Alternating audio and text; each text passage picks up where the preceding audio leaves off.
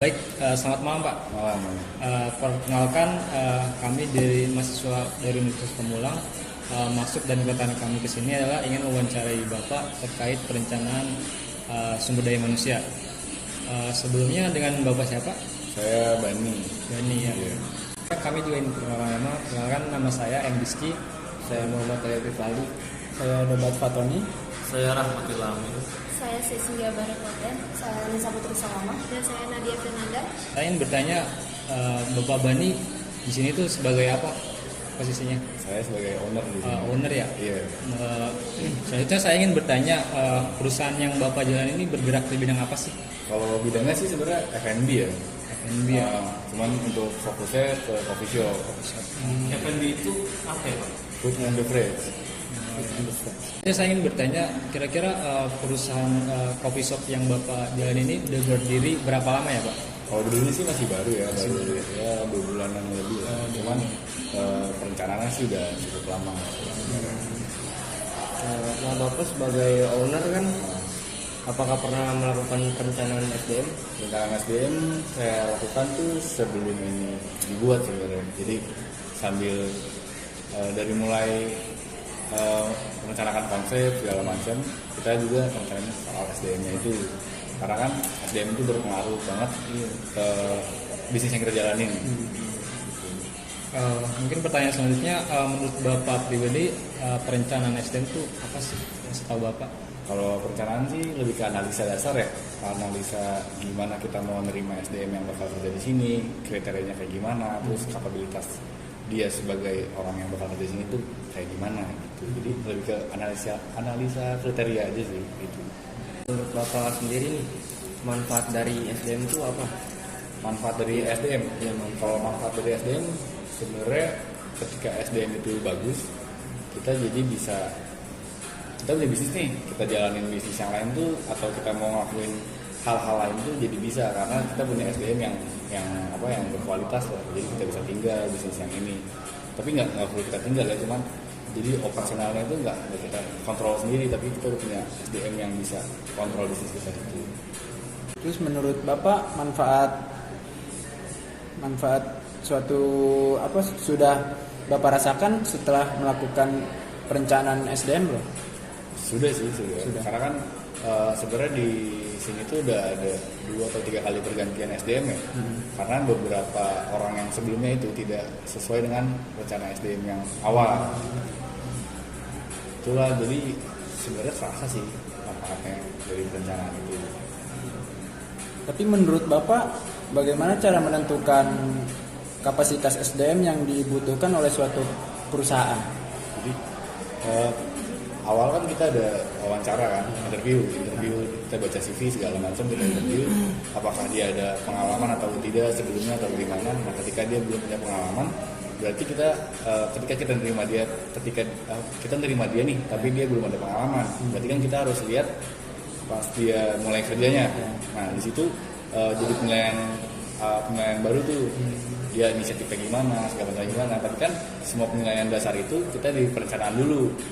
Jadi kita punya poin-poin nilai itu dari perencanaan awalnya gitu. Nah, ketika dia tidak sesuai dengan perencanaan awal, akhirnya kita harus ganti orang.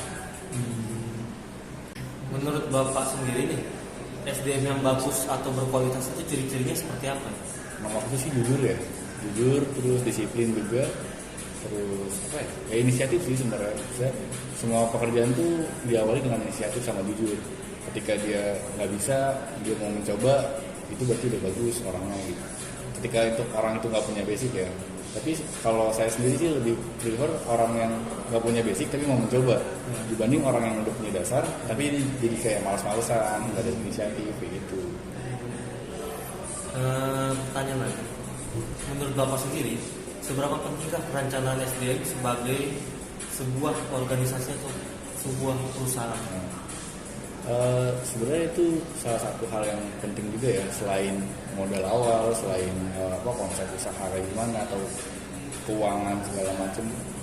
SDM itu perlu direncanakan juga agar ketika kita udah mulai bergerak bisnisnya, kita nggak keteteran sebagai owner. Jadi kita punya satu tiang sendiri untuk membantu kita ke depannya. Jadi benar-benar benar-benar penting sih, ya benar-benar butuh juga perencanaan itu. Gitu. Ini gini Pak, kan di misalnya lowongan di coffee shop segala tuh misalnya ada keterangan berpenampilan menarik.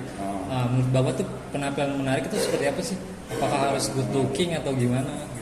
Sebenarnya bukan good looking sih, kalau penampilan menarik tuh lebih ke bersih atau enggak, maksudnya penampilannya lah. Jadi kan nggak mungkin penampilannya acak-acakan apa gimana gitu kan. Sedangkan kalau di bisnis F&B atau coffee shop sendiri, si SDM ini kan face to face dengan customer, jadi dia nggak boleh ada cacat di penampilan lah atau gimana gitu. Sebenarnya bukan kita milih orang yang good atau enggak, tapi lebih ke cara berpakaiannya aja. Sama attitude sih sebenarnya yang dinilai. Menurut Bapak, bagaimana strategi atau langkah-langkah dalam melakukan perencanaan SDM yang efektif? Kalau perencanaan, jadi kan awalnya dulu pun saya tuh dulu sempat sekolah juga di kopi kayak gimana segala macam. Jadi saya punya salah satu poin-poin dasar sendiri untuk gimana cara nilai SDM yang bakal kerja di sini. Jadi sebenarnya kalau tadi pertanyaan apa? Sorry. Bagaimana strategi atau langkah-langkah? Langkah. Berarti kalau misalkan bikin bisnis nih, pengen punya perencanaan SDM, minimal tahu bisnisnya dulu apa yang mau dikerjain. Jadi ketika mau nyari SDM itu tahu kerjaannya harus apa, job desk-nya apa, kriterianya seperti apa. Jadi lebih ke perdalam dulu ilmu bisnisnya, ilmu yang akan digerakin di bisnis itu apa, baru perencanaan SDM-nya. Menurut Bapak, masalah apa yang mungkin muncul jika tidak dilakukan perencanaan SDM yang baik?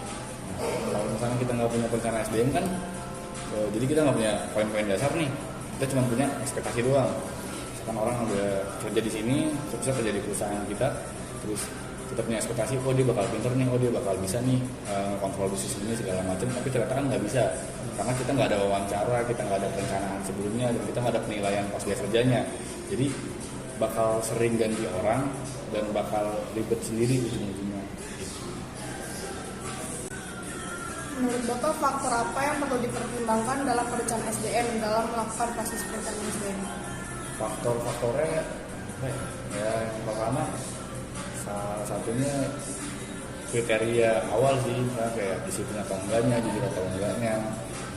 Tapi kan kalau jujur atau disiplin itu kan dinilainya pas sudah mulai kerja. Nah, jadi kan awalnya banget itu penampilan sama cara dia ngomong ke kita gimana, etika dia kayak gimana. Nah itu bagian dari itu juga sih saya penilaian juga.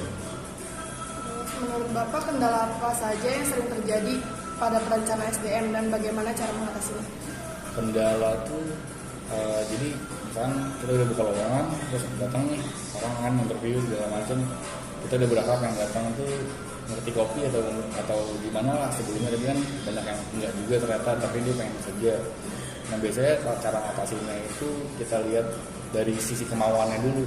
Misalnya dia kemauannya tinggi, itu bisa jadi poin plus untuk orang yang benar-benar belum bisa awalnya. Cuman ketika kita lihat dia nggak ada kemauan, cuma kayak pengen saya punya tenaga doang gitu, itu kan jadi poin minus juga gitu. Jadi untuk menanggulangi kendala itu sih kita lebih nilai lihat sifat dalam orangnya dulu sih kayak gitu.